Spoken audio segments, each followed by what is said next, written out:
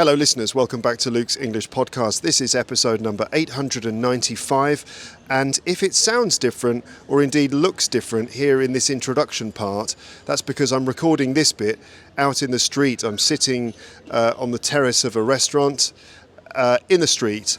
I can't be in my podcasting room this afternoon. I won't go into all of the reasons right now in the introduction because it would take too long. But anyway, that's why it sounds different. But this episode that you're going to listen to was recorded a few weeks ago, in fact, probably a couple of months ago now, in my podcasting room. And it's a conversation with a friend of mine, a returning guest on this podcast. Her name is Anna Brooke. She was on the podcast originally for the first time, when was it? Last year, in April last year, 2023. And she's back this time, which is great. Now, the title of the episode is Books, Farts and Ghosts. Books, Farts and Ghosts, which gives you a basic overview of what you can expect from the conversation. So Anna is a writer. She's a travel writer, and also, more recently, she's become a writer of books for children. So in her appearance last year, she talked about her first book called Monster Bogey, a book about a monster made of bogies. What are bogies? Those are the green things that come out of your nose. And in that episode, we talked about her book.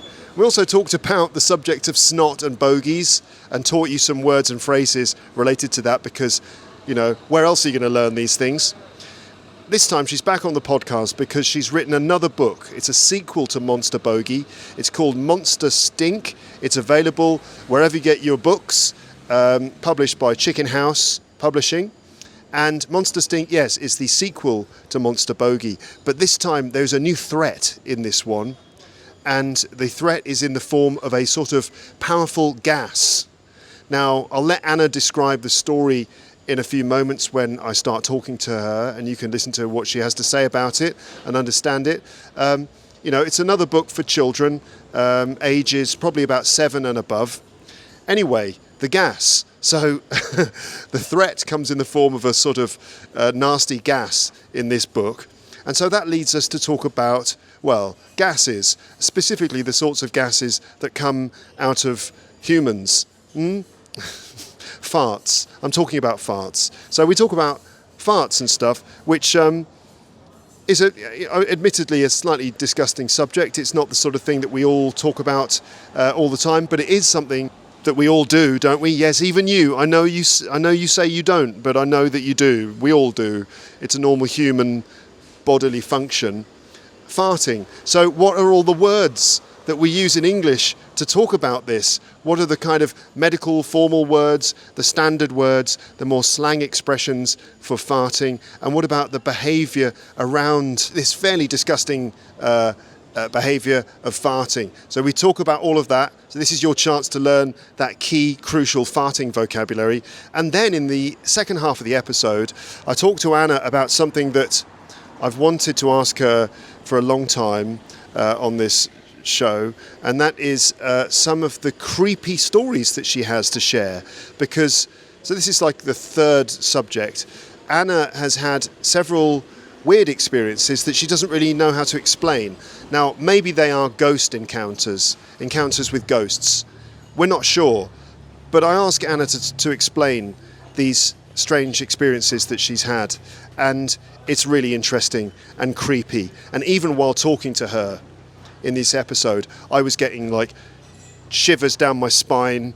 It really spooked me out a bit. And that leads to a conversation about ghosts and the unexplained and the supernatural, which I found really interesting and fascinating. I hope that you do too. There's a guy in a Volkswagen Golf, a souped up Volkswagen Golf in front of me at the traffic lights. As soon as those traffic lights go green, he's going to make loads of noise as he drives off. So I think it's probably time for me to wrap up this introduction. Let's get started. Let's listen to Anna Brooke talking about her book, talking about the universal subject of farting and the spooky subject of ghost encounters. Here we go. Welcome back onto the podcast. It's nice to be back, Luke. Yeah. Do you remember the last time? Do you remember how long ago it was? was over a year ago, wasn't it? That's right. It was in April of last year, so it's over a year since you've been on the show. That was in episode 818. And so, yeah, you're back again. Hello. Hello. Let me just read out a couple of comments from listeners. Okay. These are the top comments that appeared on YouTube for your last appearance, episode 818. Foxtrot RU said, "What a lovely guest you had for us, Luke. Thank you so much. Time flew by. I like Anna's laughter." Oh, thank you, Foxtrot RU. That's nice, isn't it?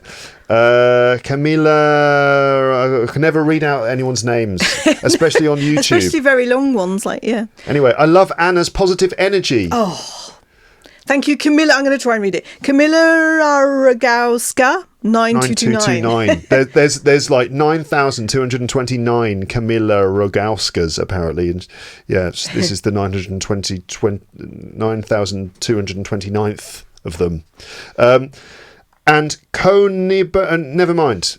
Another person said, "What a lively and funny conversation. I enjoyed it a lot. Thanks, Luke and Anna." Oh, that's lovely. That is nice, isn't it? That's heartwarming. Yeah. Okay. So anyway, it's nice to have you back. So last time you talked about your book, Monster Bogey. Yes. Well, how's that going? So it's going really well. So Monster Bogey came out a year and a half ago, almost. And last August, Monster Stink, the sequel, came out, which I shall hold up for the people who are watching this on the YouTube video. Monster Stink. Mm-hmm. I think you can probably imagine what that one's about. So the first one, Monster Bogey. Yes. Shall I give a little layer? So Monster Bogey, for those who didn't hear the previous podcast, is about a little boy. So I'm a children's book author, and it's about a little boy called Frank who picks his nose and makes a big bogey tower that gets struck by lightning and gets turned into a bogey monster.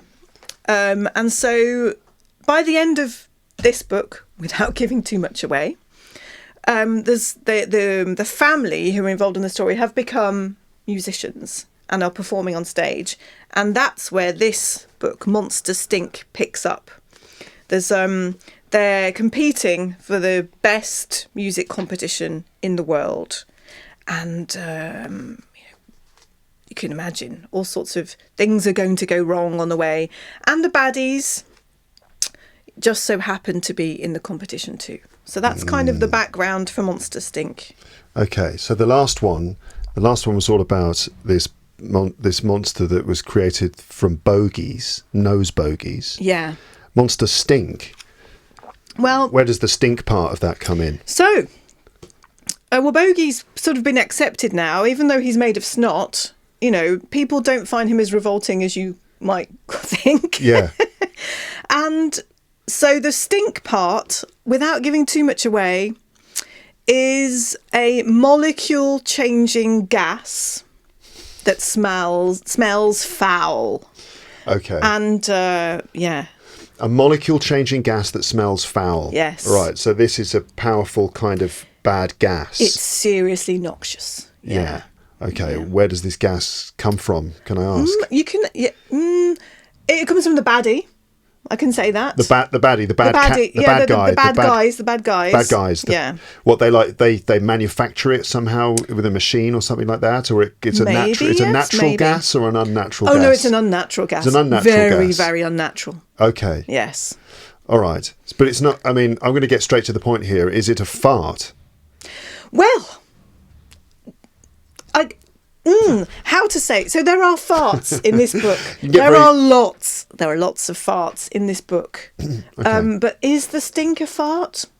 Who knows? So this is a second monster, essentially, right? But it's a gas-based entity. Yes, I suppose so. I wouldn't really say it's a monster. It's a weapon. Yeah, it's a gas-based weapon. Okay, which we all have within us, but we all have the potential. The potential, especially after after you've eaten beans on toast or something like that. Or a nice hot curry. Yeah. Okay, all right then. Well, great. So, bogies previously and sort of gas this time. More disgusting stuff for us to talk about. Oh yes. And so this is available now, is it? Monster Stink? Oh yeah, Monster Stink's been out since August. Yeah, so you can buy that now. That's in the shops all over the world, or on Amazon if it's not in your local bookshop. Yeah, okay. And it's for which age group again? So again, it's 7+. Okay. 7 to 11s probably. All right then. Great. And how have people received Monster Bogey and Monster Stink? Really well. So I know this is coming out after when I'm not supposed to talk about a competition I've won, but this podcast will come out after the date of the competition, so I'll say it. So it's just one. It's something called the Dip Dap Award, which in Britain you've got the National Literary Trust, who do lots of brilliant work to try and get people reading and writing, children reading, and so for the first time ever in Doncaster, which is in the north of England, they decided to set up a competition that celebrates the link between authors and their illustrators. And of course, my books were illustrated by a brilliant Australian artist called Owen Lindsay. And we were in this competition for being like, there's Roald Dahl and Quentin Blake, very famous. You've got Julia Donaldson and Axel Scheffo, very famous. So these sort of duos. And it so happens that Monster Bogey has won the competition. Oh, well done. So it's incredibly exciting because it's children who have voted. So I think lots of schools in Doncaster received the book and they did it in class. And my book was our book with Owen was their favourite book. Fantastic. So it's great. So I will have been to Britain by the time you listen to this, everybody, to get the award. Well done. Congratulations. That must make you feel good that the kids voted for it. Yes, because you write it for the kids. I mean, you write it partially for yourself because I am a big kid. I never really grew up. Yeah. But knowing that there are children who and it's just my aim for writing something very silly and very funny was to try and engage children, because nowadays, of course, you're in competition with video games, telephones, television, all sorts of multimedia that it makes us sound old, but wasn't really around so much when we were little. And we know that, especially in Britain, reading levels have dipped quite a lot. And so I really wanted to try and do some funny stuff that would engage kids, and knowing that they have been engaged and that they enjoyed it enough to choose it over lots of other books. So that's fills me with immense joy. Excellent. Very happy for you. And lots of hot air. Yeah. What about the parents? Because, I mean, some people might see a book about bogies and a book about kind of about farting, but not really about farting. Well, there's lots of farting in it. There's farting in it, okay. How do the parents feel about this? Well, I would like to think that a lot of parents will see the joy that it will bring their children. Yeah. I don't know, are grown-ups really very standoffish about disgusting stuff? I suppose some are. There was one comment from a listener who said, what was it? Will this not encourage how do the parents feel? Because surely, for example, a book about bogies, about picking your nose, is going to encourage children to pick their nose. And this is what parents are always trying to stop their children from picking their nose, So, is my book going to stop? They're going to make their child give them. I don't. This is what this listener was concerned about. That it's going to cause a sort of a rampant nose picking, among children. There's a word for when you can't stop picking your nose. It's in the book. Really? It's rhinoplexomania or something like that. Don't quote me on that, even though it's in my book.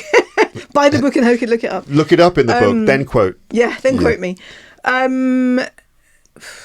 No, I don't think it's that bad, is it? Children pick their noses naturally. Yeah. If you look stuff up about nose picking, I think there's some scientific thought that, in fact, I mean, in my book I say that the kids shouldn't eat their bogies because that's really disgusting. Yeah. But there's some scientific thought that thinks that the bacteria that are in your bogies are actually very good for populating your gut. Right. And so it could be nature's way of making sure you have a very wide variety of flora in your gut. This is very important. And that would make sense. Yeah, for your microbiome. Yeah, exactly. Yeah. But I think that everyone knows, right? Parents and kids know that they're just fun books, and I don't think it's not really encouraging children to pick their nose. No, because, it's not. For example, a lot of the stuff that happens in the book is that as a result of Frank, the character, picking his nose, this monster is created. So it does create quite a lot of sort of problems. And it's surreal more than anything else. Yeah. I mean, has anyone's bogies ever come alive? I don't think so. And also, like, if you take it from a completely different angle, if you write a story or read a story about a murderer, it doesn't mean that the person who's reading it is going to become a murderer.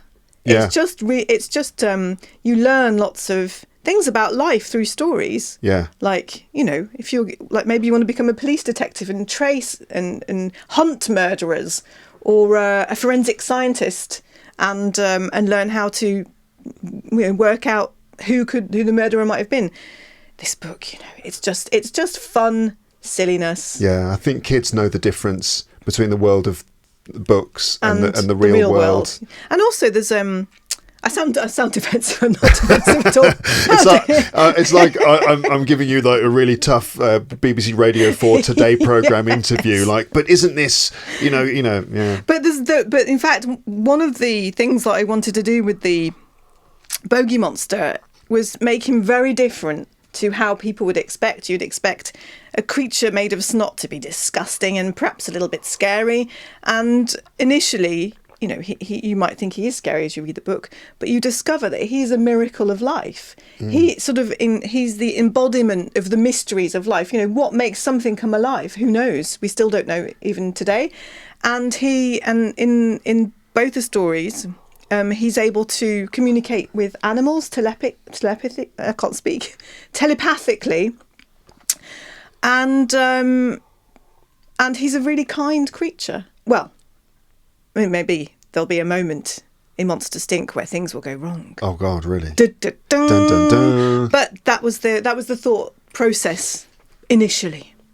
Okay. The story. Okay. I think it's fine. I don't think it's going to encourage children to do terrible things like pick their nose or fart. I was going to say, can you actually even fart on demand? I can't. I know some people can, because you can play your farts like an instrument, can't you?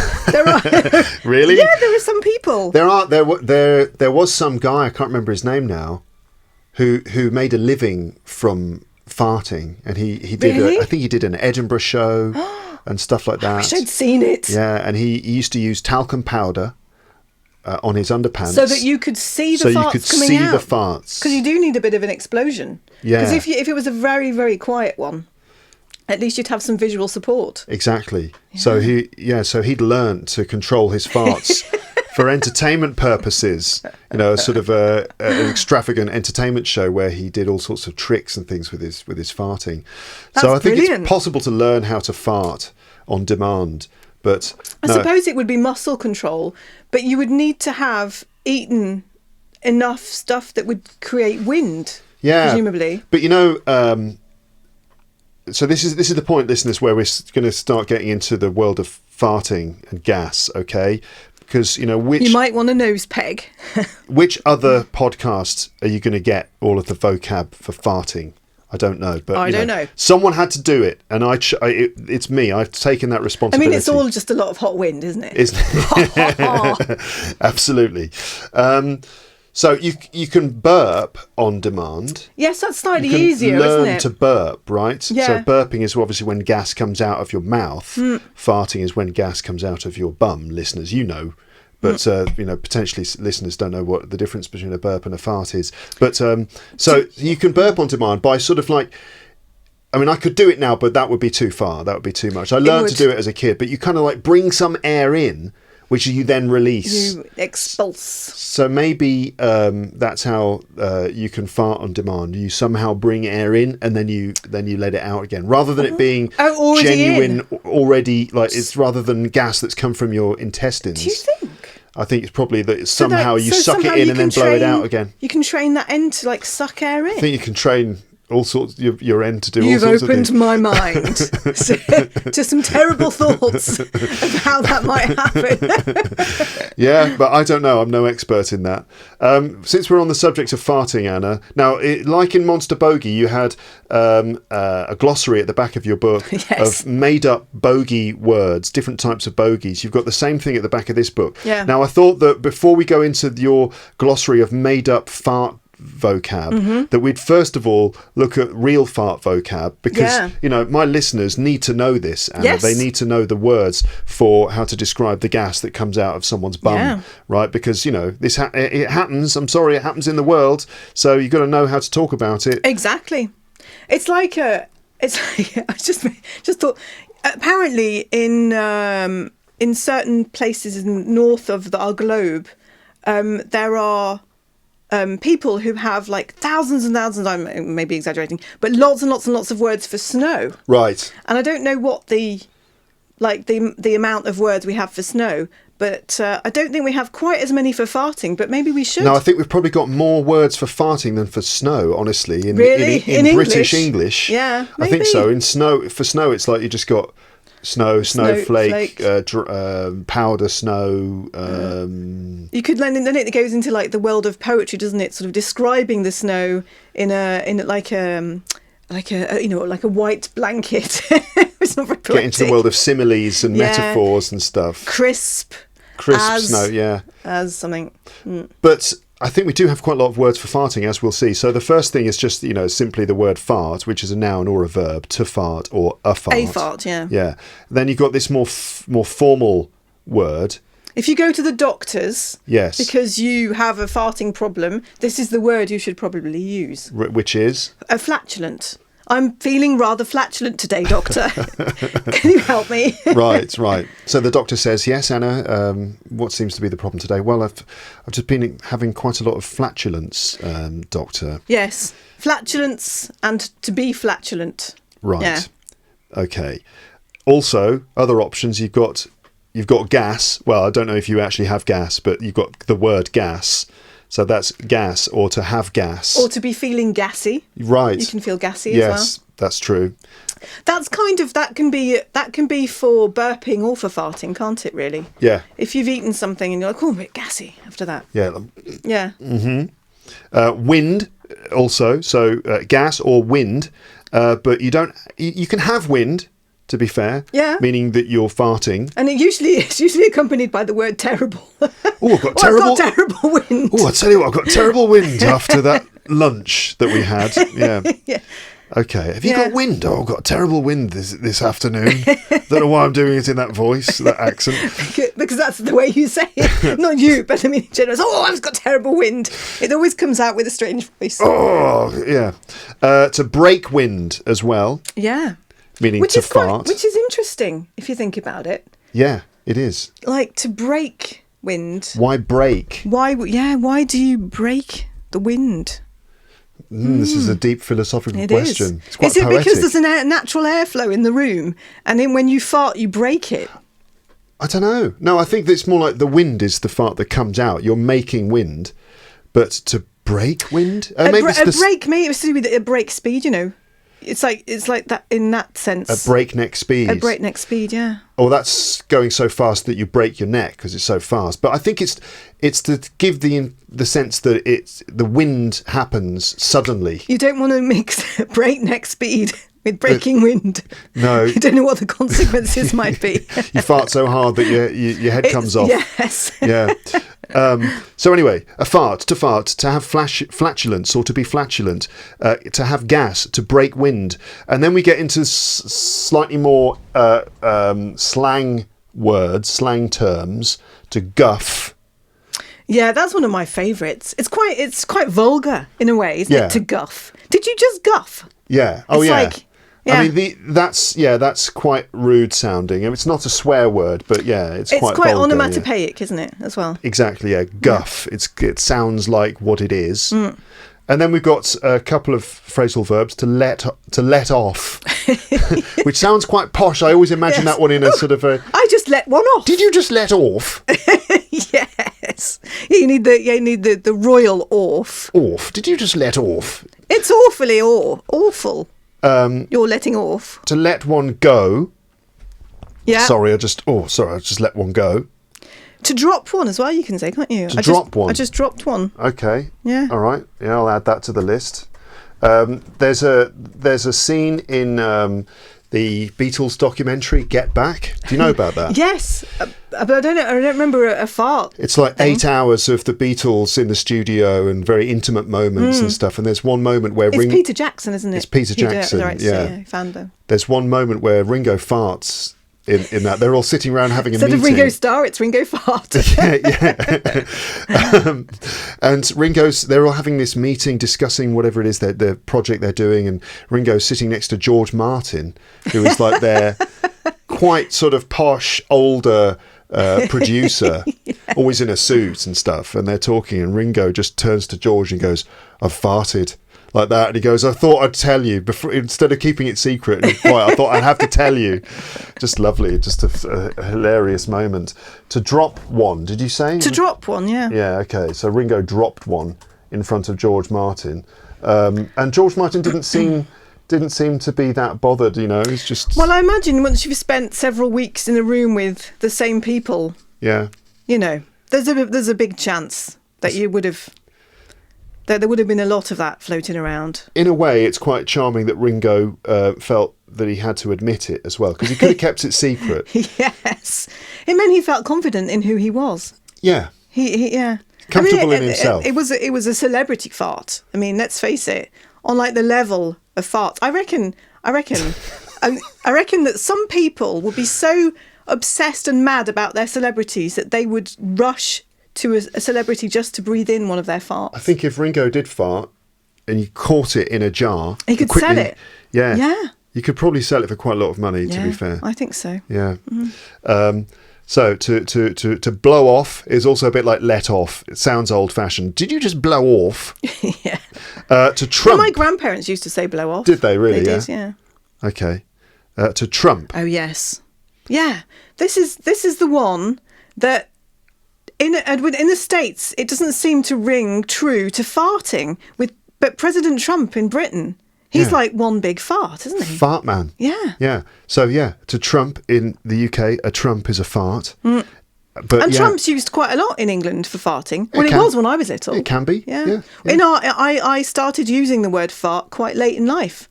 For I would say until I was a teenager, I was trumping. How many years were you trumping then? Probably 15 years or something? Yeah, something like that. Okay. Yeah. Before you actually started farting. Yeah. You have to, work your way up to that. It was almost, it's not rude anymore to say the word fart. But when I was little, it was a little bit rude. Oh, I see. So you're using euphemisms. So we avoided the F word. Yeah. And used trump or used imaginative forms. Yeah, okay. But in the States, it seems that they don't use the word Trump to mean fart. So the whole nation is unaware that he is fart man. Mm. Yeah. Now, what about a fart which doesn't make a noise? And sometimes those are the worst ones. Quite often, to be honest. Yeah, they can be the smelliest. Oh, yeah. Did you call these the same thing that we used to call them? A silent but deadly? I don't think I would have spontaneously have said it, but it was used all around. So I know exactly what a silent but deadly is. Oh, yeah. Silent but deadly, okay. Another euphemism is to the expression to cut the cheese. Who cut the cheese? I love that one. I didn't use that one, but I love it. It's disgusting though, isn't it? Yeah. But it's very visual and olfactive. Yeah. Like, it's great, that one. You can imagine a very pungent cheese, and if you cut it, you kind of reveal... It's sort of, you get the odour, you get the sloppiness of it, almost. Potentially. That's actually another thing I need to add, is the expression to follow through. Oh, yes. Which is disgusting, for sure. But it happens. But it does happen sometimes. Yeah. To follow through, this means when someone farts, but then... gas is not the only thing that comes out, that something else also comes out, maybe accidentally, Yeah, it's a terrible thing to happen. I have a friend It really wasn't me. It really wasn't. Yeah, it's a friend. Okay. It really wasn't me. It was really a friend. It happened to on the metro. Oh, God. Yeah, the Paris metro. He/she farted. It was a he. And, it was a he. And he followed through. Oh, dear. Oh, and how do you get out of that? Was he far from home? He was on his way home, but there were like 6 or 7 stops. Oh, God. I just can't imagine how awful you'd feel. And I don't know whether it was crowded. I mean, I hope for him it was, because then no one would have seen and everyone would have suspected each other and not necessarily him. Yeah, the more people in the train, in a way, is a bad thing because there are more people who get to smell that. But also, in a sense, you get the anonymity of being in the large crowd of people, and that you're less likely to be identified as the culprit in that situation. Can I just very, very, very briefly interrupt this vocabulary session to tell you my best, I think it's my best fart story, was one day, and it's not even to do with a human fart, and it's going kind of following through with the following through theme as well. So there's a cafe in Paris, which is a beautiful cafe, which you know this cafe. Do I? Yeah, It's okay. It's yeah.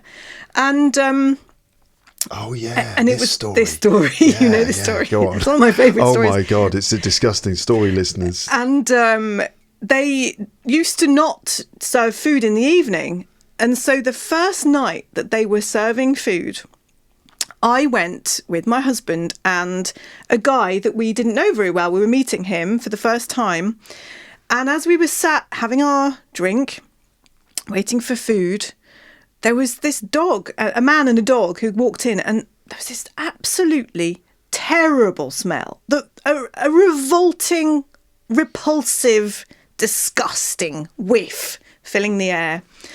And both me and my husband, because when you're married, after a certain number of years, sometimes even like with very close friends, you are totally on the wavelength. You can just look at each other and you know that you're both thinking the same thing. And we sort of looked at each other and we were both thinking it was the guy sat opposite us. And so didn't want to say anything. And suddenly this dog walked over to this table and started pooing in the middle of the restaurant. And the owner saw what was happening and shouted, "No!" And everything happened in slow motion. He lifted the dog into the air and his poo came out mid-air and dropped to the floor and went on this woman's hair. Oh no! And splattered on the floor. So the fart was the dog. That's the fart part of the story. And the dog followed through in the air.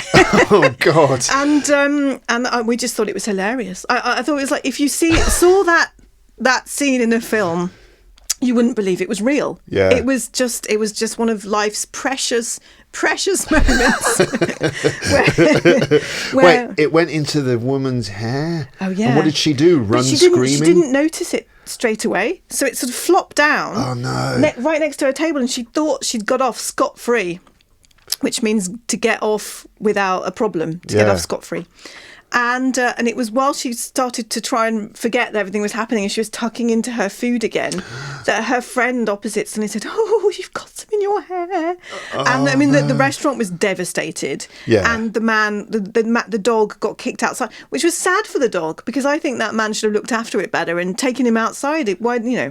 But anyway, that's the... Wow, what a story. Yeah, it was brilliant. Incredible.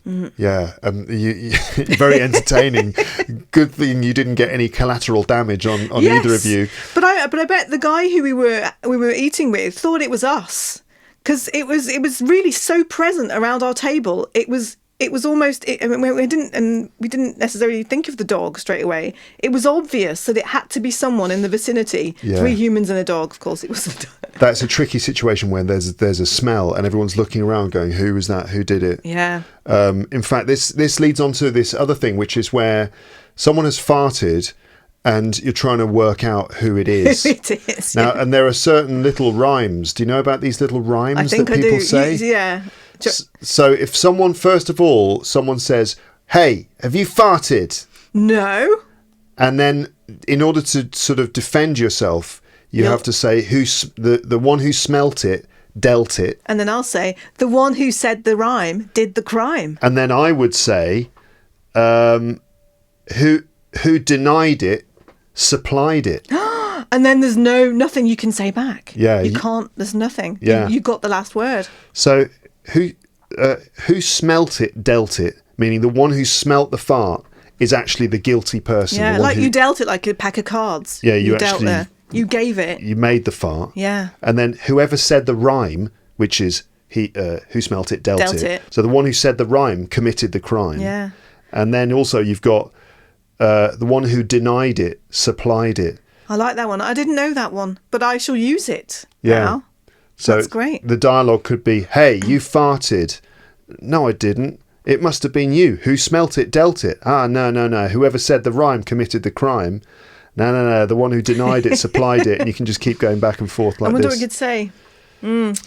Yeah, no, there isn't anything. That's it. Yeah. You finish it off. I think that's as far as it can go. Yeah, once you've said that, then you... And you still, and the irony is you're still no closer to finding out who did it. Yeah. It's just a little almost like a little dance around it. Yeah, it's almost like a legal process. It's a diversion. Yeah, you just divert as far as you can go until everyone forgets that it's even happened. What about... I've got a joke for you, which you might have heard before. So let's see, who is it? There's like the Queen is entertaining a dignitary from a country. Like what's a... Could it be this King of Sweden? The king. Do they have a king? The King of Sweden. Okay, let's have that. I don't know that there is a king. So the Queen. So the King of Sweden is on a state visit to the UK, and he's with the Queen, and they're riding down the Mall. In front of Buckingham Palace in the horse-drawn carriage, right? The full, the full royal treatment. Yeah. So they're sitting there behind these horses. They're going along, and one of the horses farts quite loudly, and obviously the Queen is devastated and she's very embarrassed, and she says to the King, "Oh, I'm terribly sorry," and the Queen goes, "Oh, that's all right. I thought it was one of the horses." I don't know that one. That's great. No, I've been racking my brains because there's and again I can't remember the person, but anyway, there's a very famous person who went to a dinner and who farted and who said to the woman next to him, said, "You just have to say it was me." And I thought that was a really good technique to try and get out of the... So he's farted next to a woman, and then he says to the woman, "Oh, you have to tell everyone it was me." Yeah, very, very clever, very sneaky. Yeah. Okay, well, that's not admitting guilt.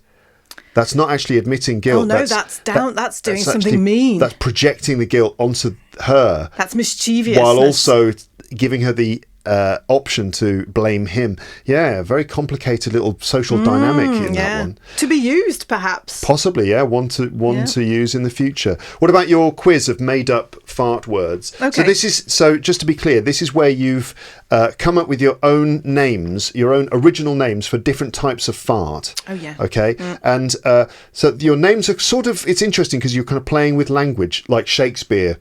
Thank you. Write it in the comments.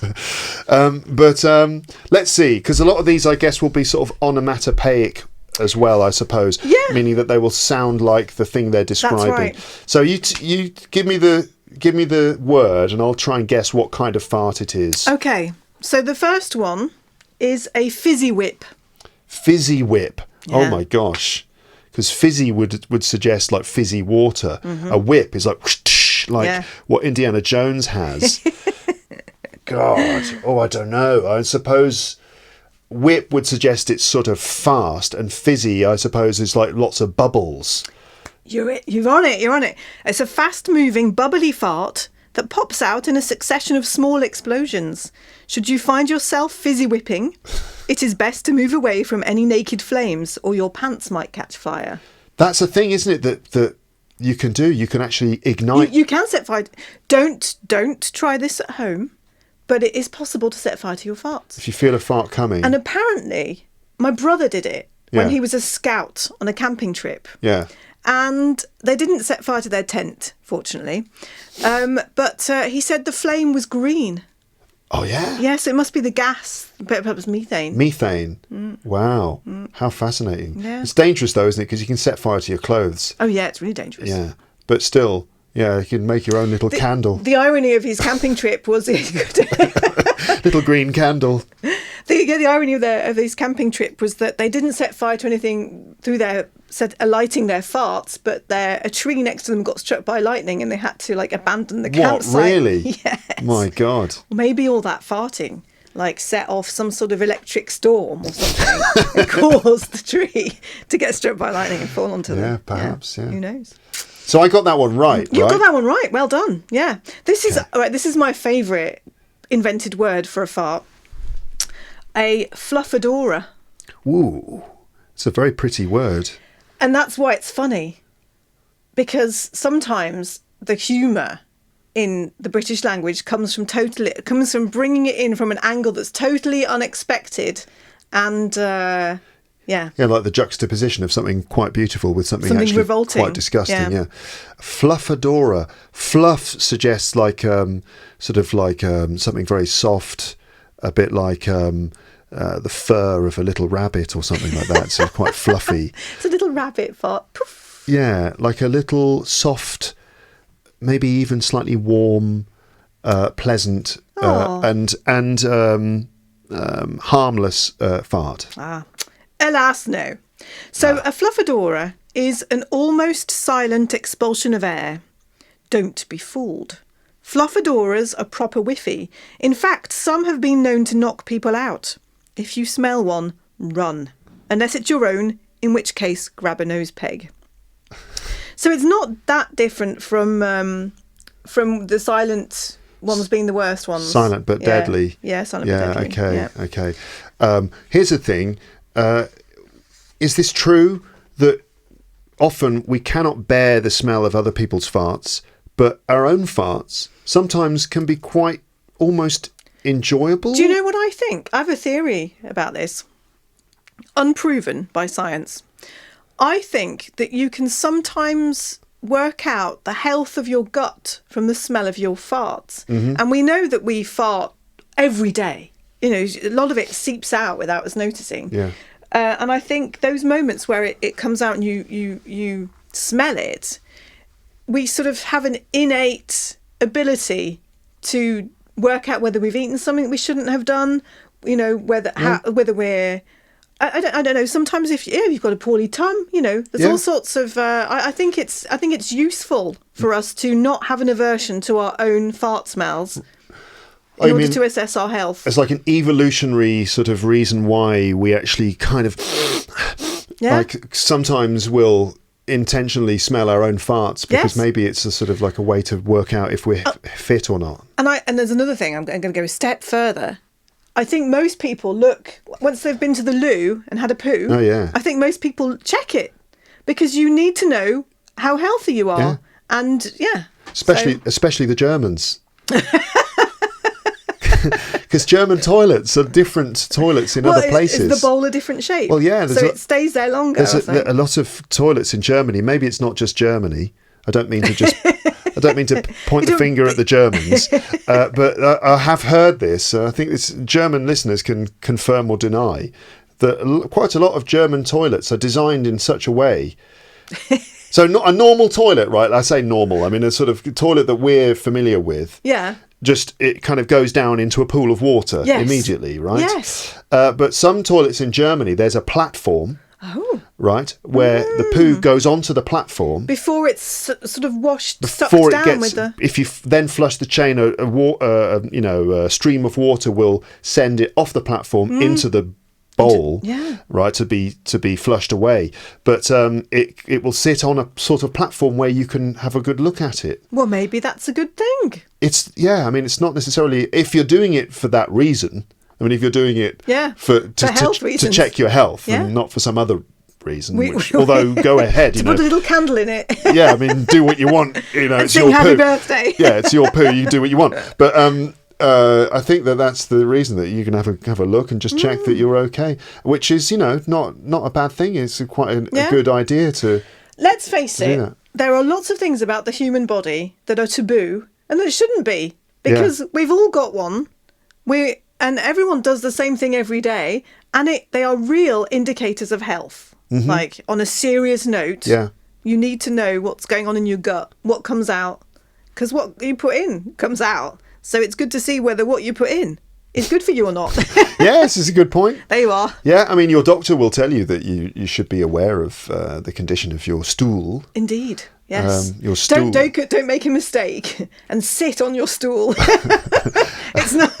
Don't sit on your stool unless you have a stool to sit on above you, above the stool.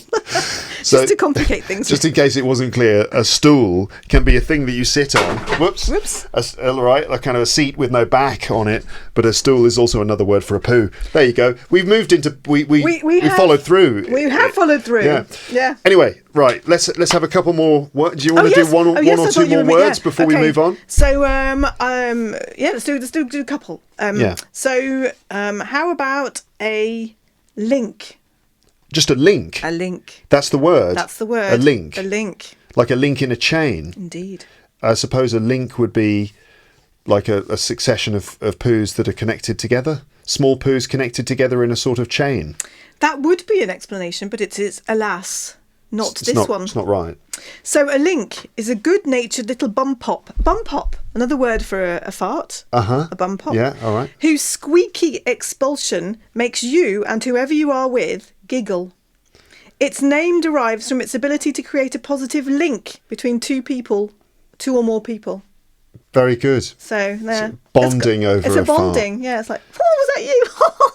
That sort of thing. See, and then you're best friends, aren't you? After that. Yeah. And you've shared, and sharing is caring. Yeah.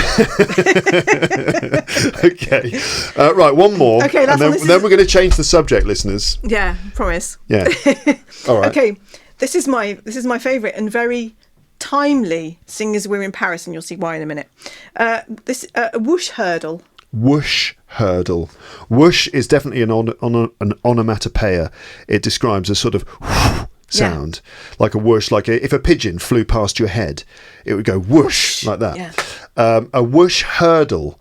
Hurdle is like an Olympic track and field event, isn't it, where you have to jump over those hurdles? That's right. As you're sprinting along, you jump over the hurdles. Oh, okay.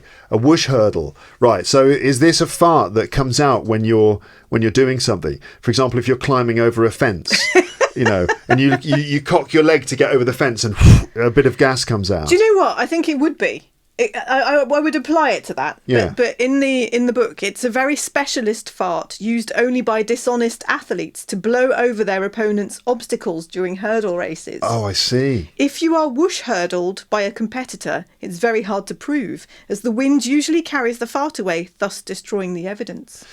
So it will be farting so strongly that you would knock over the hurdles, and it would make the other athletes fall over.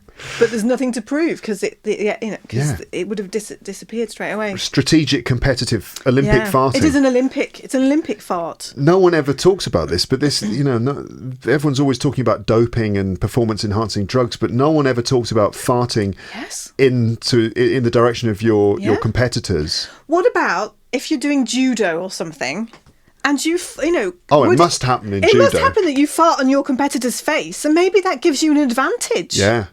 But is that within the rules, though? Isn't it? I don't know. I presume that you're allowed to fart. It's a natural process. They can't stop you. It's your body, isn't it? Yeah. That's what... A certain movement, you can't control everything. Unless you become a fart-controlling athlete. And it really does become you'd have to use it in a closed area, a closed arena, so it would have to be a small place. So and one-on-one fighting, perhaps, like boxing ring, judo. I'm curious if there are any martial arts out there that have utilised farting, because surely that could be. I mean, there's martial arts that have explored every single facet of what the body can do. And like trying to find the best, most efficient way to take down your opponent. Surely guffing in their face. That's right. And if you can train to fart on command, like the guy you saw with his talcum powder, but you didn't put talcum powder in, so it wouldn't show. Presumably you can combine. If Bruce Lee had learnt that, I think he would have been completely unstoppable. I mean, something to watch out for. Okay, next time you're involved in a fight, just consider that as an option. Okay, now I wanted us to move on to something kind of different because this is another thing I wanted to talk to you about, and that is scary, creepy ghost stories. But because you've got some interesting things to talk about, and I just think it's fascinating. But I was thinking, how can I link from there you are, you've got it. I just did it. Yeah. How can I go from talking about farts to talking about ghosts? And I think that I've found maybe I've found a way. Basically, how are ghosts similar to farts? They both hang in the air. Yes. Right? They both instill a sense of dread and fear among everyone. They can send people running, screaming from the room. We're not sure of their origins. We don't quite know where they've come from. Some people deny their existence. They often seem to appear in bedrooms. Yes. And it's very awkward if you get stuck in a lift with one. Yes. So I have to agree, that is the perfect bridge between the two. We've now moved from farting to ghosts. Yeah. So why are we going to talk about ghosts, Anna? Well, I think it's because I believe that I have seen one and actually live in an apartment in Paris where there's been some very strange activity that I've not been able to explain. I believe it's a ghost. People listening, they may not, but what is for sure is that there's very weird happenings, very unsettling, and quite fascinating. Throws up lots of questions. So you told me about this before briefly, and I found it so fascinating. I thought I would love to just record you talking about this on the podcast. So, okay, well, you feel like your apartment is haunted. Yeah, but I don't think it has always been haunted, because I've lived in the apartment for 10 years. It's you, your husband, and your son. And our son, yeah. Yeah. You don't have to give away names and stuff if you don't want. But you, your husband, and your son, right? You've been living there for how? 10 years. 10 years. 10 years. 10 years, okay. And it was just about 6 months to a year before the pandemic. Our neighbours, so we're on the 3rd floor, our neighbours on the 4th floor had started doing work in the house, like, renovation work. And suddenly, after, I don't know whether it was straight after they'd finished the renovation work or during the renovation work, I can't remember. They're a couple with no children. They're in their 60s. There were no children living upstairs. And we would start hearing the pitter-patter, the sort of very distinctive pitter-patter of a human child running along the corridor. So our flat has a long corridor and all the rooms go off it. And of course, this being Paris, all of the floors below and above have the similar layout. And so we would hear this running, and it was always at 10 o'clock, about 10 o'clock at night to begin with. And it would occasionally go over where we have our bedroom, but you would hear this pitter-patter. And our son at the time was 3, and it was a very similar noise to his feet, the noise that his feet make when he runs from his bedroom to our bedroom. And we started making jokes about very horrible jokes about they've let the children out the cage at 10 o'clock at night, because there weren't any children. Yeah. And then we started asking our neighbours if they had also heard children running, and some of them had. And so one of our neighbours was on the 4th floor, not above us, so opposite the other apartment, and they had heard a child running on the 5th floor, but the apartment was empty on the 5th floor. And they also thought this was really weird. Anyway, so we just sort of, I don't know what we thought it was. We just made these jokes about the cages, children, and then the pandemic. Oh no! Hang on. I'm sorry, I've missed out one detail. So I asked our neighbour downstairs whether she'd heard running, and she said she had, and she presumed it was our son because of the the footwork, the 3-year-old footwork. Yeah. And until we'd gone away, and she'd still heard it in our apartment. Oh, so even when you were away, she was still hearing. She was still hearing a child the running. sound of a child's footsteps. Yeah. Yeah. And it's always running, and it's you become familiar with the sound of your apartment, your house that you live in, and the number of steps you can make was practically always the same, and it's about the distance of the hall, when you run down the hall. Anyway, so she was hearing this when we weren't there. The pandemic hit. Everyone was in their apartments, and I would say it was. And if you're interested in ghost stories, if you hear about during the pandemic, there were lots more people who reported sort of paranormal experiences during that time, and perhaps because we're in our own spaces and we couldn't get out. The place that's safe becomes not so safe because we don't know what's going on in the world. Maybe it's all psychologically induced. Who knows? But anyway, during the pandemic, we would still hear this running at night. And one night, we heard what we thought was our son running down our corridor and whack the chair that's on the desk in the corridor. And it was so loud and real, the chair had moved, that my husband got out of bed and said, "Oh my God, are you all right?" expecting to see our son. And when he got there was no one there, and our son was fast asleep. And since then, since then, we've had spells on and off where we've heard this running, and we're thinking, could it be and until we'd had the chair move in our flat, we were thinking, could it be a cat? Could it be a dog? But it really did feel very human. Yeah. And why would you hear it in other apartments and not just ours? Yeah. Almost as if it's sort of moving through the building somehow. Yeah.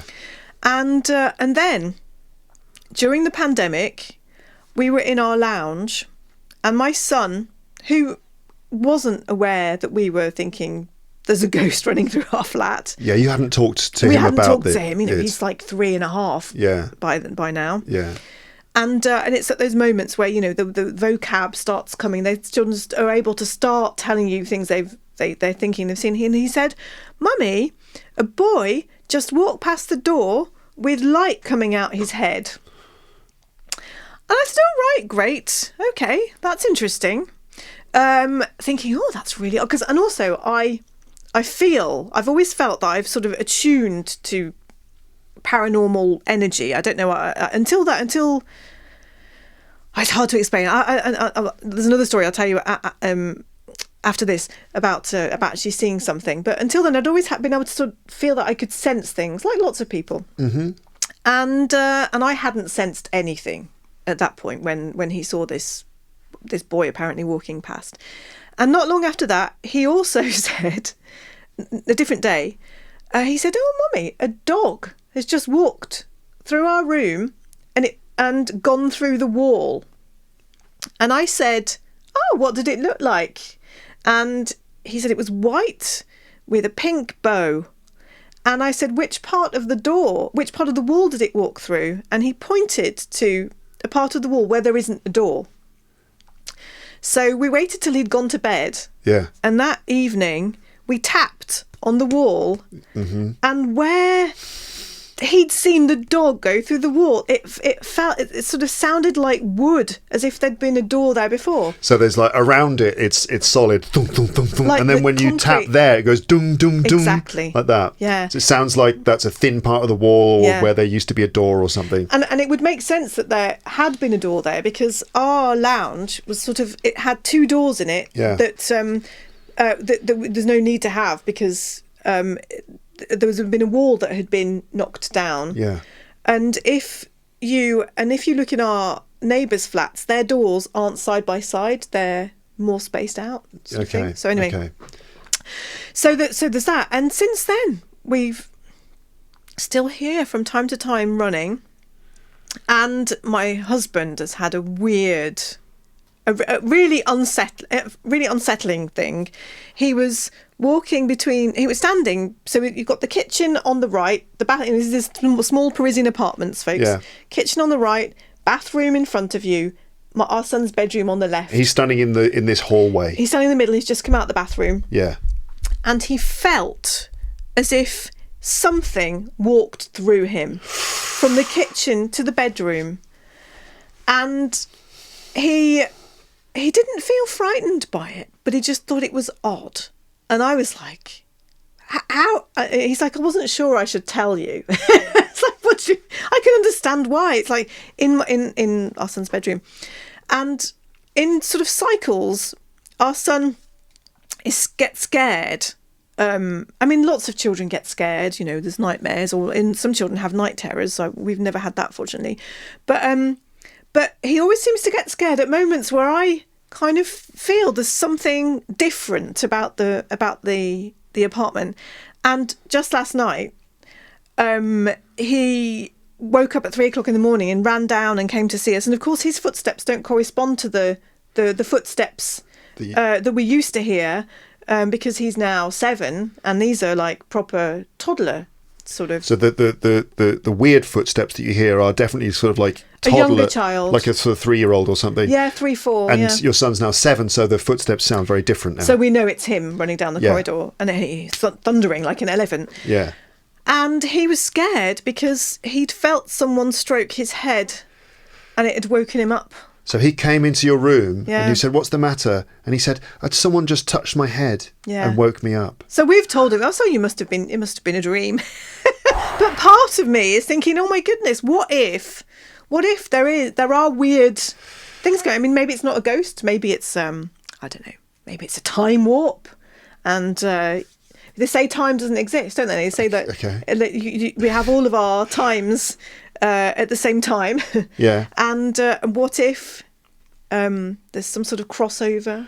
You know, yeah, who knows? You mean like a sort of parallel universe situation where things sort of one universe crosses over to the other one briefly or something? Yes, or even someone who might have lived in our apartment before, as maybe he thinks we're ghosts. I don't know. I'm saying all these sort of random things. No, it's very interesting to speculate on what all those things might mean. And I mean, whenever you talk about, or you know, whenever people talk about these sorts of unexplained phenomena, what tends to happen is people jump to conclusions about what it is because they're so desperate to find an answer. Yeah. Like I was about to ask you, what do you think it is? Yeah. And then, you know, you would start speculating. But you always hear in these sorts of stories, someone then says, I think it's this. And then they give a reason, they give their answer. But the fact is that we don't know what this is. We don't know. And that's what's so fascinating. And as a storyteller, of course, for me, I think I find it particularly interesting from a storytelling point of view. What could it be? Makes you think, who is it?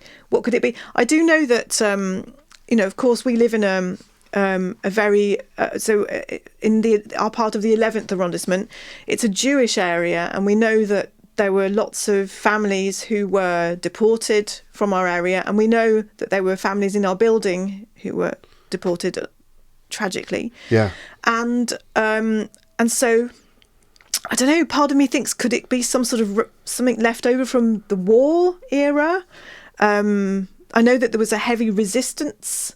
I think there was on Boulevard Voltaire. There's a building that's modern now, but it used to be a cinema, and it was one of the resistance headquarters. They used to, I presume, go and try and talk things through in the dark. Have secret meetings in the cinema. Yeah, when Paris was occupied by the Nazis. Yeah. Yeah. So who knows what horrors went on?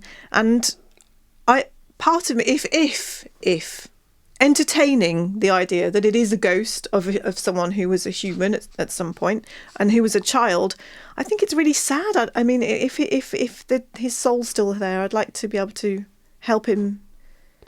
I say him. Ooh, do I know something in my subconscious? Help it move on. Yeah. Or I know yeah. This is one of the things that people often say about ghosts or spirits or something, that, you know, this is a kind of common theory or common answer, which is that it's some sort of trace left over from a person who lived before, who maybe died in very traumatic circumstances, and as a result they moved on to some other life, you know, the afterlife, in the wrong kind of way, and their spirit is still stuck in our world. Or like the things that sort of wall, like you can play a cassette back, and everything in the world is just energy.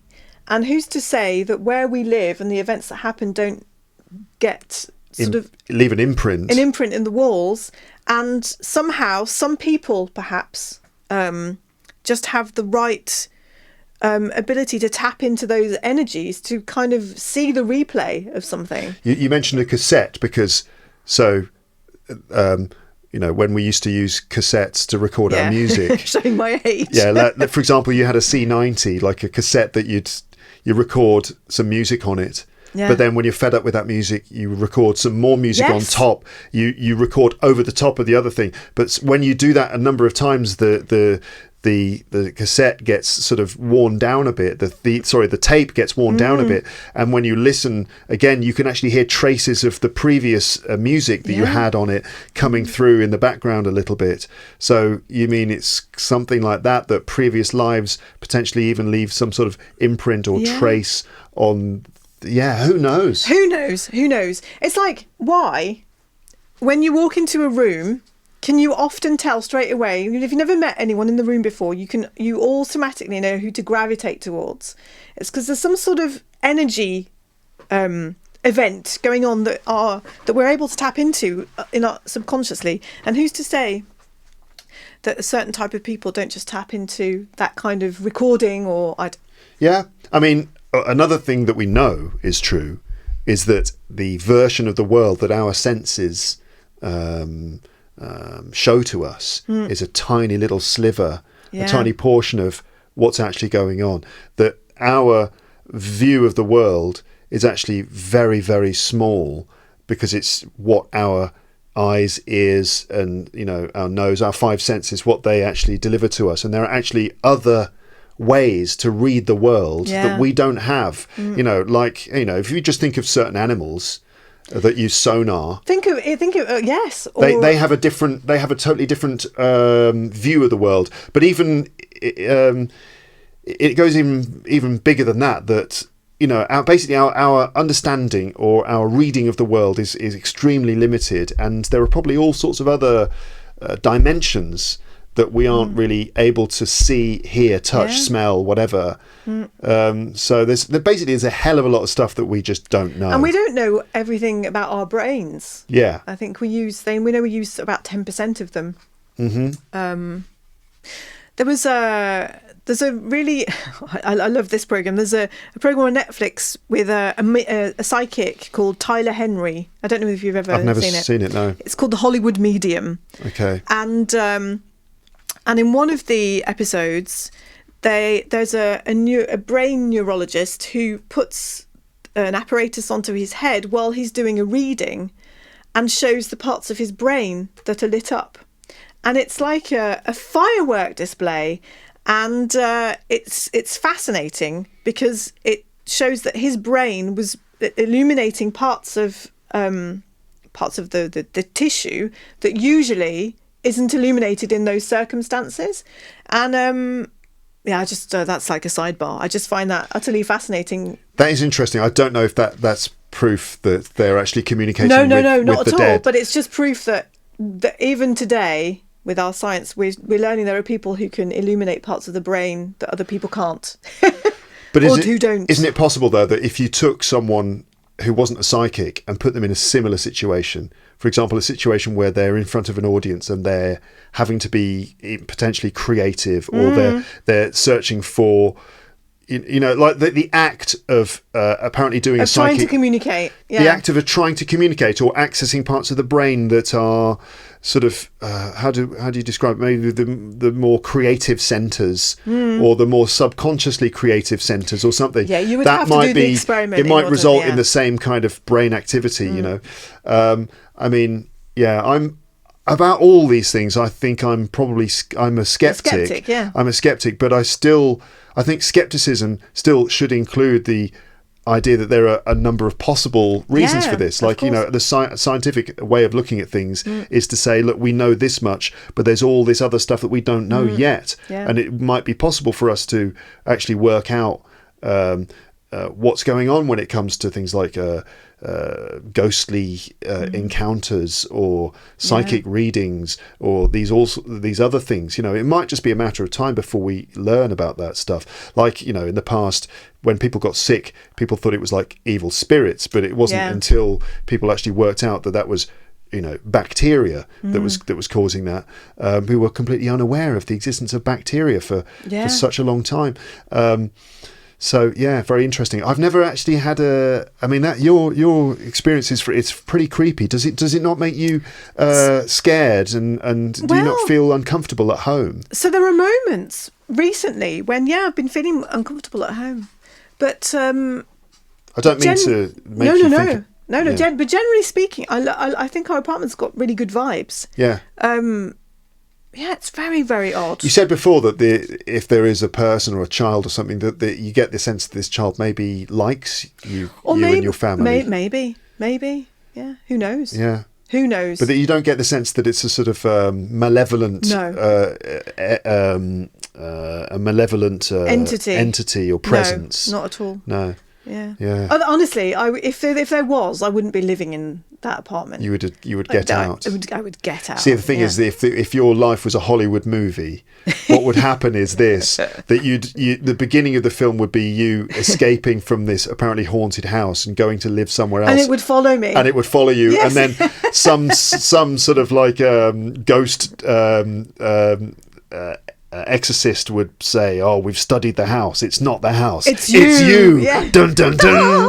Yeah, it'd be horrible. I've never had an encounter with a ghost, but I've had a few things that were weird. Oh yeah. I lived in a house in Liverpool at university with about 9 other students. It was this big house with about 4 floors, on its own in a street. Oh. That's weird in itself. 2 spaces on either side that we think were destroyed during the war, because a lot of the houses in this part of town, Liverpool got bombed a lot, and a lot of the residential streets ended up getting hit by bombs as well, and a lot of the houses, there's a lot of gaps in the streets. Oh, right, so they just never rebuilt the houses that had been bombed, presumably. Yeah, was it what era did the house date from? I don't know. They're probably Victorian, I suppose. Yeah. Those were they like terraces? Terraces, yeah. But these ones. I think this one was like a semi-detached, or it would have been. But anyway, on a street of terraced houses, there was this big house and a few other big houses. Some of them connected to each other, but ours wasn't connected to any other houses, which was just a bit odd. Yeah. First of all, it was a weird house and a bit of a crazy house as well, with a lot of crazy student behaviour and stuff like that. But anyway, this large house, and there used to be this bouncing ball sound. Oh yeah. And we all could hear it. Like a football or a tennis ball, was it? Yeah, it was like, I would say it was like a football. Okay, so quite a dull. It was like this. Okay. Oh yeah, like where's the ball slows down. Oh yeah. Like someone had just dropped a properly pumped up plastic football. Yeah, yeah. And it just goes like that. And where would you hear it? So we would all hear it. I was on the ground floor, and then other people on the upper floors, but it was loudest at the top of the house. So the person who slept under the roof could hear it the loudest. Was there an attic, or was it? There was There was a loft room. Okay. One of the students lived in the loft room, and there was some crawl space around the loft room, and it freaked us out so much that we all investigated and went into the crawl space to look around to see if there was something like a ball cock. Like a thing you get in a toilet, which has a plastic ball that goes down when the water goes out of the one of those systems, a floating plastic ball or something like that. But there was no indication of anything like that. No window that was half open that was banging in the wind. Just nothing at all to suggest this noise. But then at night, you would just sometimes hear. And was it at different times at night, or the same time? Or? No, different times. It wasn't every single night at the same time. It would just sometimes, in the morning, you'd come down in the morning and everyone would say, "Did you hear the ball last night?" And was it a sound that would keep you awake? Was it loud enough to? It didn't keep me awake because I was downstairs. I don't know if it kept the others awake. I think it just scared and disturbed them in particular. Yeah. I didn't hear it that much, but then every now and then I would hear it, and it would send a chill down your spine because it's inexplainable. Yes, unexplainable, and it just sounded like a ball being dropped. Really weird, right? Really weird. Yeah. Yeah. Yeah. Well, so my previous apartment. Do you want to tell you about that? Yeah, go on. Because this one really scared me. So when I moved to Paris, I had nowhere to stay, and I moved just before New Year. So at a New Year party, I just said to everyone who was there, "I'm looking for an apartment. If anyone's can help me, I'm open for it." And this guy said, "Oh, I live in Le Valois-Perret, which is just on the outskirts of Paris, the west of Paris, sort of touches Paris really." And he said, I live on the second floor, and the ground floor is free. It used to be my grandparents' flat. I'll check with my mum. I'm sure she'll want to rent it out.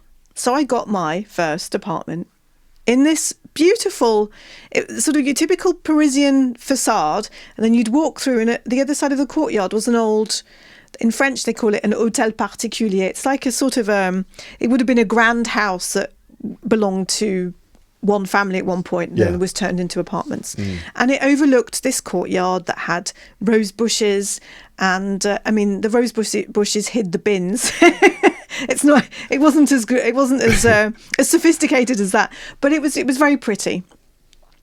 And I got this ground floor and overlooked the courtyard, and I moved it. And when I visited the flat, I thought it was quite big for one person. For Paris, it was like 55 square meters. I was like, woohoo! And all my friends at the time were living in, like 20 square meters. And moved in. And when I moved in, the atmosphere changed in the flat. And I felt observed. And I thought it was because the concierge was a bit weird. And he'd walk around the courtyard a bit, and I was on the ground floor, and I was a 20-something alone in her first apartment, living in a foreign country. But I just couldn't put my finger on it. And the day I'd moved in, my best friend had helped me set up the bed, and I'd chosen to put my bed on this specific wall, and neither of us slept well that night. And so I said, I've got to move the bed onto the other wall. I can't sleep here. And anyway, so I was sleeping. Where I moved the bed to was opposite the door to the lounge, which was in front of you, and then there was the window out onto the courtyard on the right. Okay. And after, I think it was in April, I woke up in the night and I saw a man at the end of my bed, and it was so real. I couldn't see his features. It was very like a sort of it was sort of like a shadow with density. Very, very odd. But he was so real to me that I grabbed the lamp next to my bed, pulled it out the wall, and started screaming in English, "Get out! Get out!" And this thing ran to the window and disappeared. And the window was closed. Yeah. But just disappeared. Yeah. So I thought I dreamt it. Yeah. I was like, just a dream. It was really just a dream. Yeah. And then a few months later. Wait, after that happened, did you go straight back to sleep? Or did you lie there going, was that just a dream? Did I just... Yeah, the second one. Right. But eventually, the necessity for normality to come back overtakes the fear. Because when you think to yourself, that I must have just imagined that. There's no way that just happened. Yeah, it's not possible that I just saw something. And so I so I went back to sleep. Anyway, time was going by, and I saw it again. Oh. He was standing in exactly the same place, and I screamed again, told it to get out, and this time it ran into the lounge and disappeared. And at this time I got up, put all the lights on. I really checked, like, and it was very scary. Anyway, so in our apartment, in this apartment, when my parents came to visit, and they brought the dog with them. The dog would never go in the bathroom, and we thought it was hilarious. And so we were probably not very nice for the dog. Yeah. We loved her. We'd like shove her in the bathroom and watch her run out. It was like she really didn't want to be in the bathroom. Yeah. Because you like need to give her a bath or something like that, and the dog's just like, she's no way. Yeah. And it was one of these weird French bathrooms where you walk in, sink, and then there's a shower in the middle of the room where you walk, and you have to go up a step through the shower to get to the toilet at the end. It was like a thin, narrow bathroom. I mention this because the guy whose family I was renting the flat from, he was a weird guy, actually. He worked for the Ministry of Defence and had a gun, and whenever I would go up, he would get his gun out and polish it in front of me. Very odd. But anyway, oh my gosh. Yeah, very odd. It wasn't necessarily a happy sort of place in the end. No. And anyway, he Joy didn't know anything about what had been going on, and I'd looked after his cat, so I was taking him his keys back, and then he got his gun out. Anyway, surreal. Is that his attempt to like impress you? Possibly, who knows? And it had the opposite effect. Yeah. And anyway, so we ended up talking about the apartment, and he told me that his grandfather had died in the apartment, and that he'd had a stroke in the bathroom. Oh God!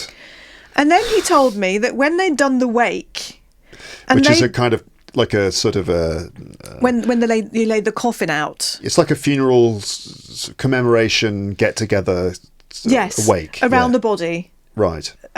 So where they'd laid his body out was where I put my bed the first night. Oh my gosh. And didn't feel comfortable sleeping. Yeah. And where I saw the figure was where his coffin would have been, because I was now just opposite bed.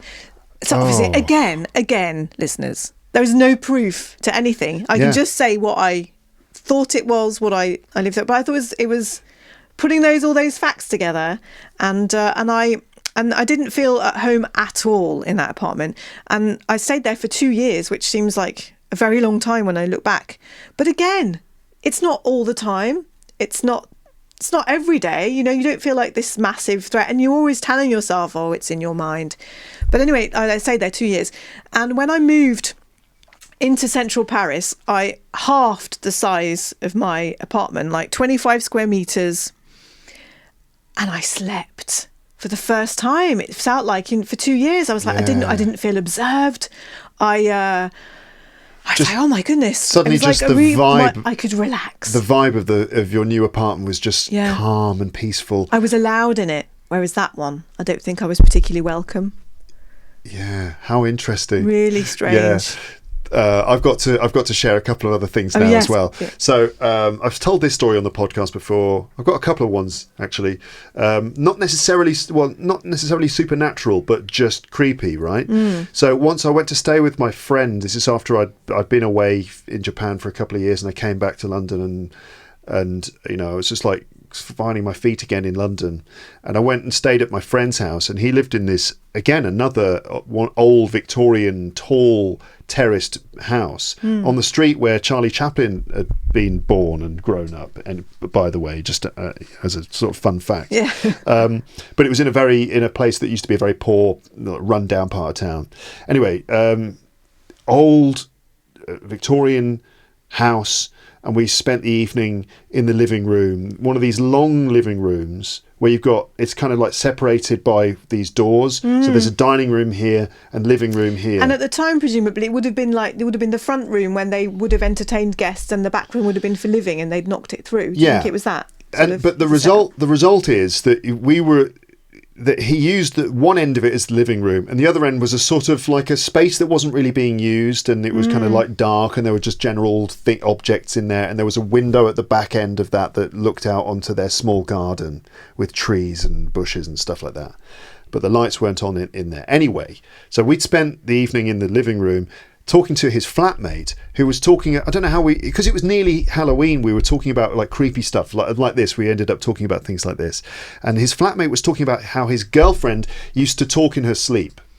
And she wouldn't just talk in her sleep, she would sleepwalk as well. In fact, there was a time when she walked out into the street and it was like dangerous. That can be dangerous, yeah. He had to go out and get her and persuade her to come back in. It was like difficult to wake her up and stuff. And she was confused and she would wake up and she'd be a bit upset and stuff like that. And he told us about this time when they were in bed and she sat bolt upright in bed and started having a conversation with someone apparently at the end of the bed. Right, and he woke up too, and he was just kind of like observing this. Her sitting up, eyes open, asleep, but talking to someone, and he was listening to this one side of this conversation. It turned out she was talking to her grandfather, right, and apparently her grandfather was standing at the end of the bed, and she was having a conversation with him. I bet that was quite nice for her in her dream. I suppose so, but for him it was freaking terrifying because she's having a conversation with someone who's not dead there. Grandfather who's not there, or who he can't see. Yeah, so he told us this story, which kind of like freaked me out a little bit. Anyway, everyone went to bed and stuff, and I slept on the sofa that night. But it wasn't. I didn't feel very comfortable, not just physically, but just I felt a bit freaked out after all these stories. And also the room was just a bit unnerving because there was this long dark part of the room which I couldn't really account for. Oh yeah, unfamiliar and sort of shadowy. Yeah. And you know what it's like if you've watched a horror film and then you have to go to the toilet. When you walk past a window at night where there's no curtains. Oh yes, you don't want to look out. You don't want to look out. No, you don't want to look in a mirror either at night. You don't want to look into a dark room. I think we condition ourselves as well. Like if you think about scary stuff, you are more likely to be scared. Yeah. And at the end of this room was this window, no curtains, and I could see like the shadows of trees sort of against the window and stuff like that. And so it was just uncomfortable. And around this time in my life, I used to get this thing in the middle of the night where I would wake up, but I couldn't move. Oh, sleep paralysis. Sleep paralysis, exactly. Yeah. I used to get that. Which is very frightening. Yeah, I used to get it a lot. I had it once. I used to get it all the time. And I used to get it in my apartment where I would wake up and I was convinced that there were people at the door trying to get in and I couldn't move. I was literally frozen. And I used to get it really strong where I'd be lying there and I would have this really strong sensation that there was someone in the room standing over me. But I was like desperate to move and tell it to go away. But I was completely paralyzed. And it's you know about it. It's a phenomenon that happens that when you go to sleep, your body floods. Your brain gets flooded with chemicals. It floods your body with chemicals that basically stop you moving in your sleep. So you can't sleepwalk like your friend's girlfriend. Exactly. And put yourself in danger when you're asleep. When we're dreaming, our body doesn't really move that much because your body is inhibited during sleep by this chemical that basically stops you from moving. But it's possible to kind of wake up when you're in that state and you can partially be awake, you can be aware of what's going on, but you physically can't move. Are still frozen because your body is your brain is telling your body not to move because you're asleep. And it does create a sense of fear. People often report the sensation that there's someone there. And people often think people are sitting on them as well. They feel a great weight. Yeah, exactly. People report feeling like someone is sitting on their chest or something like that. So I used to get this quite a lot, but that night I got it. And I was lying there in bed and I got this really overwhelming sensation that someone was standing over me, but I couldn't move. I couldn't turn round. And you just have to kind of like wait, and then eventually you fall asleep again, and, just slowly sort of drift back into sleep. So that happened, which was terrifying. And then first thing in the morning, in the half light, I woke up to this sound. Going on and on and on like that. And what was it? And I, after the night I'd had, I was already freaked out, and I was like, what the hell is this? And I was kind of getting up, trying to work out what it was.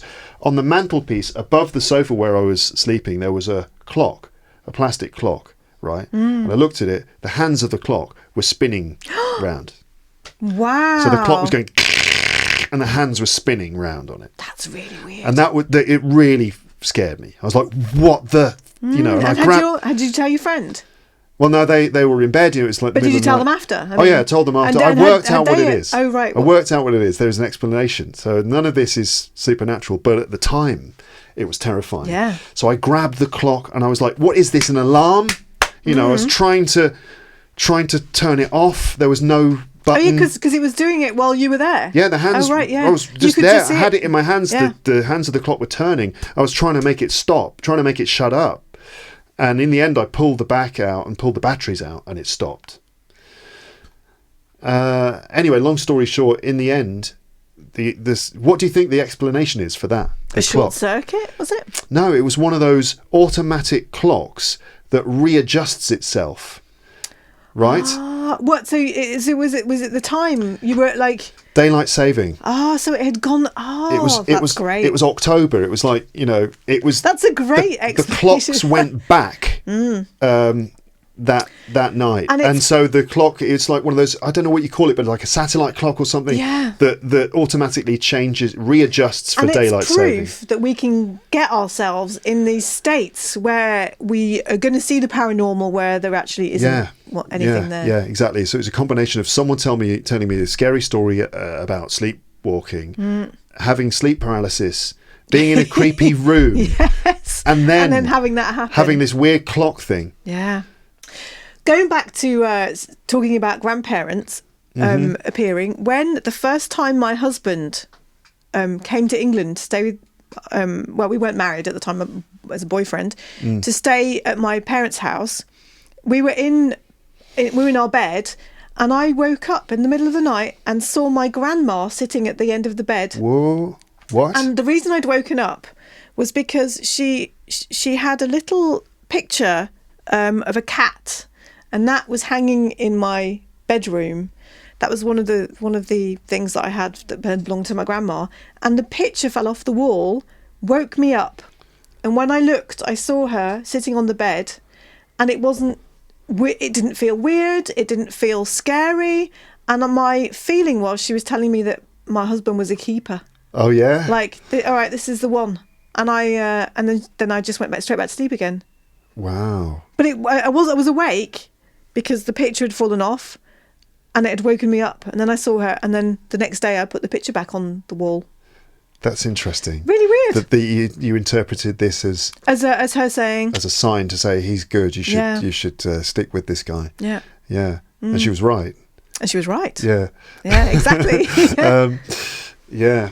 Really interesting. Very, very odd. Just one more thing, right? So I used to live out in the countryside in Solihull, Warwickshire area, right? And my brother and I used to go out into town in Birmingham. We'd have to get the train, but the nearest train station was about 2 or 3 miles away.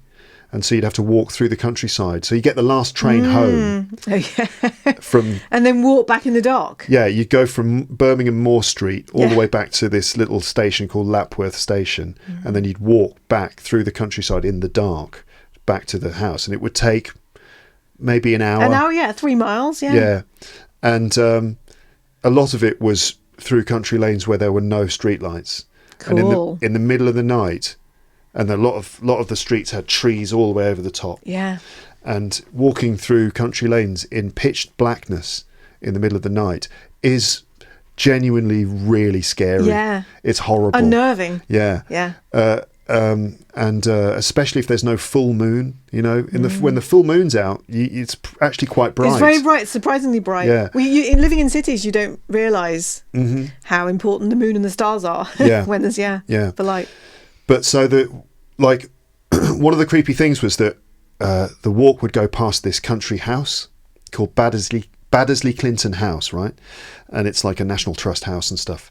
And there are all these ghost stories about Baddesley Clinton House, including... It sounds like a setting. The name sounds like a setting for a ghost story. Sounds like a Sherlock Holmes story or something like that.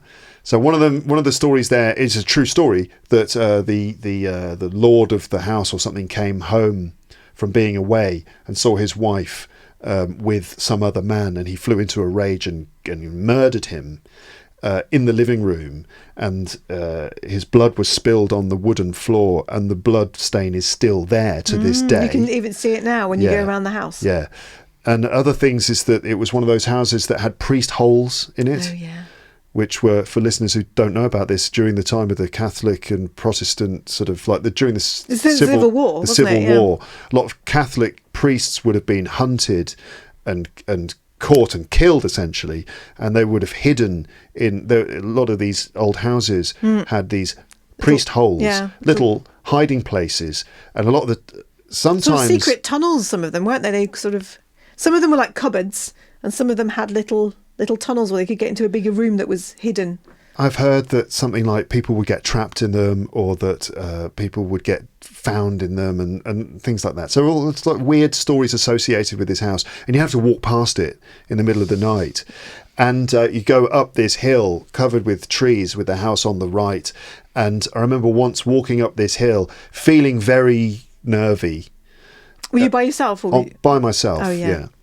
It's not so bad when you've got someone with you. But when you're on your own, it's really horrible. I remember walking up this hill, feeling very, very nervy.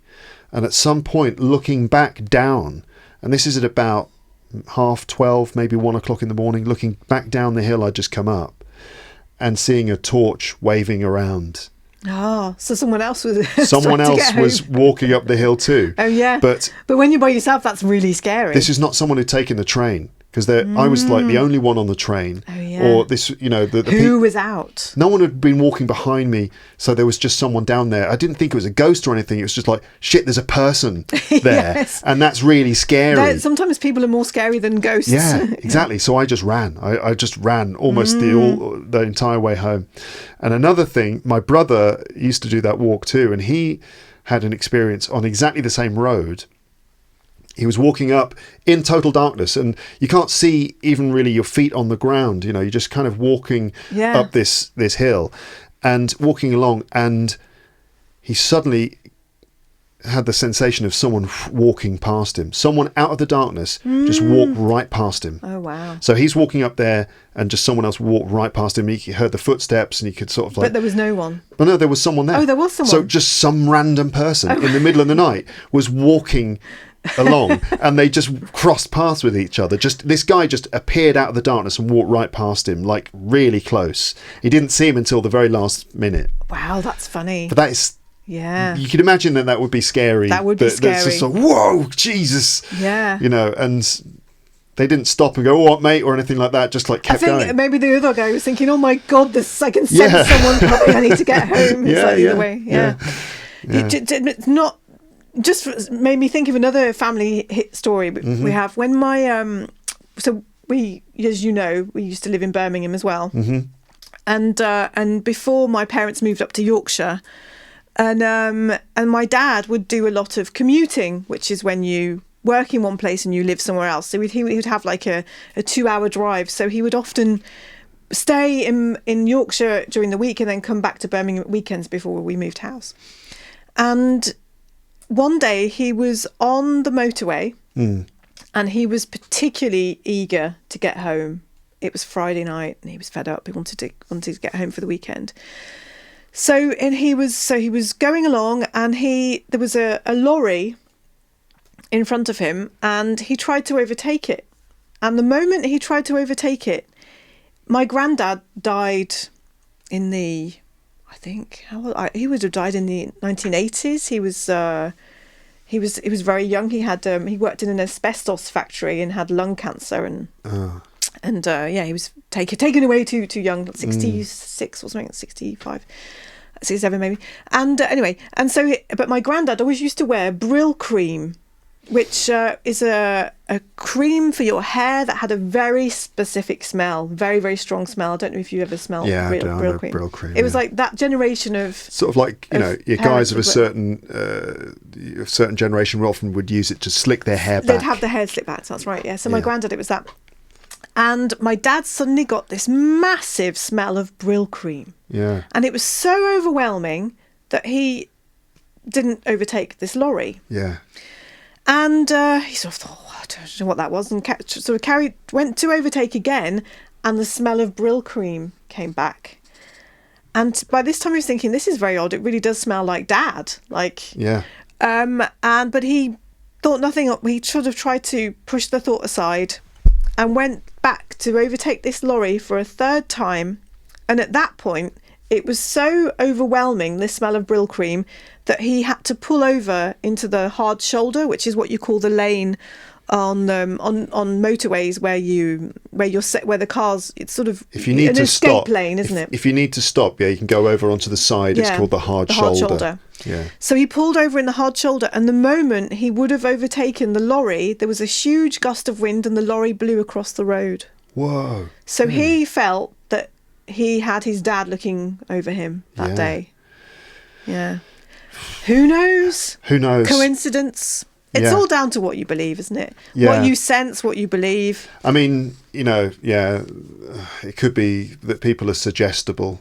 I think we're very suggestible. We are, aren't we? And also the people who are open to the idea of sort of ghosts or some explanation, these events will confirm that that's true. Whereas people who are sceptical of it, those events will not necessarily convince them, but just convince them that maybe there's just other stuff. That's right. That we haven't. And also, worked out. if you believe in ghosts, so if you've got your grandparents watching over you, there's something incredibly reassuring. About feeling that protection that's not there when your parents have died, but feeling that it's ongoing, and perhaps that you will also go on after death. All of that's very reassuring. So. Yeah. Like the situation with the lorry that was blown over to the other side of the road briefly, that could just be a coincidence. Could be. Because it was the third time he tried to overtake it. That your dad, inexplicably could smell this Brill cream, but that is weird though. But that could be, who knows? That could be something else. An olfactive memory coming back, or it could just be the smell from the truck, because maybe the wheels of the truck, the tires, friction caused a certain chemical to come off, or something that was in the truck smelled like Brill cream or something, and so there's that he just smelled Brill cream and decided not to overtake. But then the truck veering over to the other side of the road. These two things are not necessarily... Combined. They're not necessarily connected, but we make the connection. Yeah. It's like when you see faces in rocks or in trees. Our brains are trained to make associations for survival. Yeah. It's just why, you show someone a random pattern and your brain will rearrange it to make it look like something. Yeah, you look at clouds in the sky and your brain will see... a rabbit or an elephant or something like that, because exactly we have it's called pareidolia, that is like seeing shapes in things which aren't really there.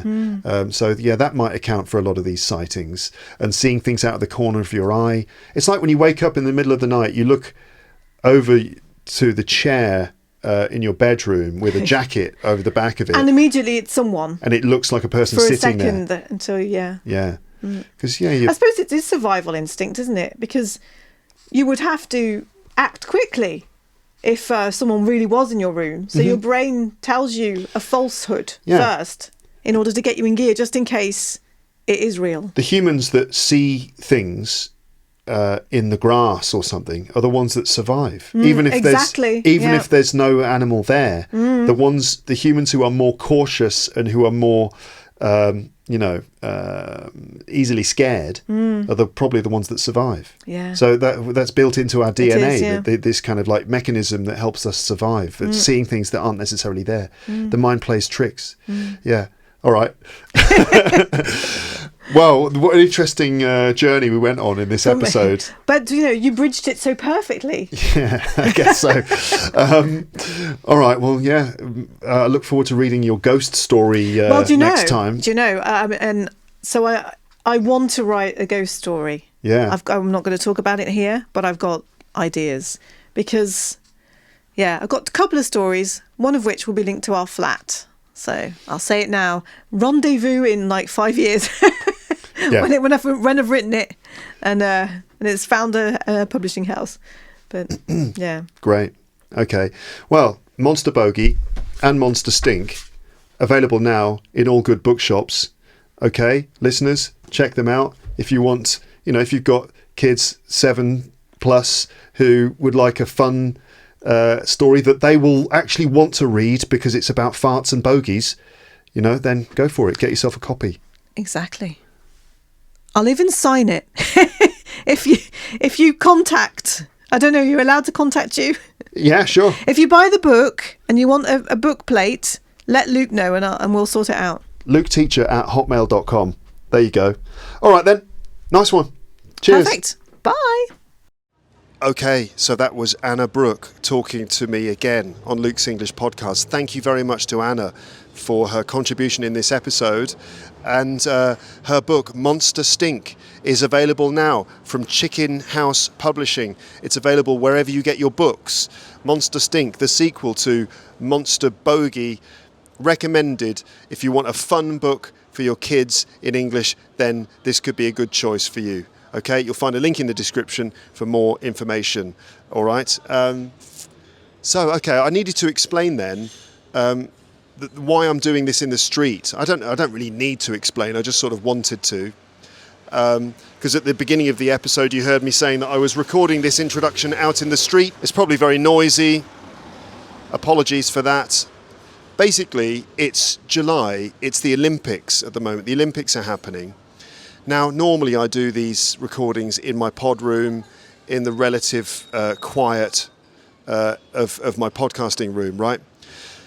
But it's mid-July and I'm with my son this afternoon, who is currently asleep in his pushchair, right?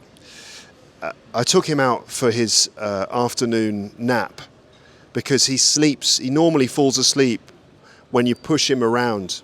So I just put him in the pushchair, walk around the streets, and he falls asleep. And then I can sit in a cafe like this and maybe get some work done or just have a coffee or something like that. And this week he's not in creche, so, either my wife is looking after him or I'm looking after him. And my wife and our daughter have gone to the Olympics. They've gone to watch handball. They're watching handball matches at the Olympics this afternoon, which looks really great. So I'm left with Junior over here, and so it's his nap time. So this is my opportunity to record the introduction to this episode. I'm trying to get all these recordings and things done before we go away for our holiday in August. This is being published in August. You're probably listening to this in August at some point, or maybe afterwards. And so by the time you're listening to this, we'll all be on holiday, having a lovely time, not recording podcasts, being on holiday. So that's why I'm outside, and it's boiling hot. And actually, what's Paris like at this time with the Olympics, you're asking me? Well, it's actually much quieter than everyone expected it to be. All the local Parisians were all terrified that having the Olympics here would be incredibly disruptive, but it's actually pretty quiet here in the city, largely due to the fact that I guess so many Parisians escaped the city to avoid all the inconvenience of having the Olympics here. And also, I guess everyone else is like at the events, right? They're at the different places in the city watching different sporting events and stuff. The opening ceremony was last Friday, and it was, awesome. They did the opening ceremony in Paris itself. They actually did it. We were all wondering if it was going to happen, whether they would actually manage to do it. They did it. Big opening ceremony in different locations in the city, all based around the river, and that was awesome. The fact that they managed to do it around the river, that was really cool. The ceremony itself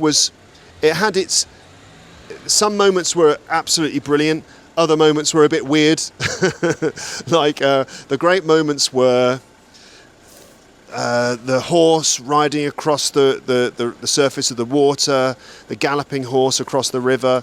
Celine Dion singing from the Eiffel Tower at the end was really great. The passing the torch from person to person and then lighting the torch, that was great. And just the views of the different parts of Paris and so on. There were lots of great moments. A few weird moments, like the guy painted blue lying down on a plate of food. That was a bit weird. So the ceremony was, all in all, good. I was impressed by the fact that they managed to actually do it on the river in the city like they planned to. A little bit incoherent at times, like I wasn't sure what was going on quite a lot of the time. But nevertheless, still really cool to see that happening. All the teams on their boats and everything sailing down the river.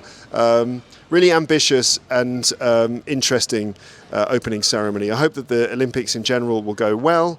It's still the beginning. And so there you go, that's what's going on here. Thanks again to Anna for this episode. I really enjoyed talking to her and hearing her stories and stuff. The spooky stuff at the end was fascinating, I think. And I'm really curious to know if any of you out there have had any kind of similar experiences. Have you ever had strange encounters, strange experiences, spooky moments that you could tell us about? I always find that sort of thing fascinating. I'd love to hear your comments or read your comments. I think that's about it now. I think I'll stop this exit part, this ending part, and I'll speak to you in the next episode, okay? Thanks so much for listening. Thanks for watching. Have a lovely afternoon, evening, morning or night, and I'll speak to you next time on Luke's English Podcast. But for now, on this very noisy street, it's time to say goodbye. Bye, bye, bye, bye.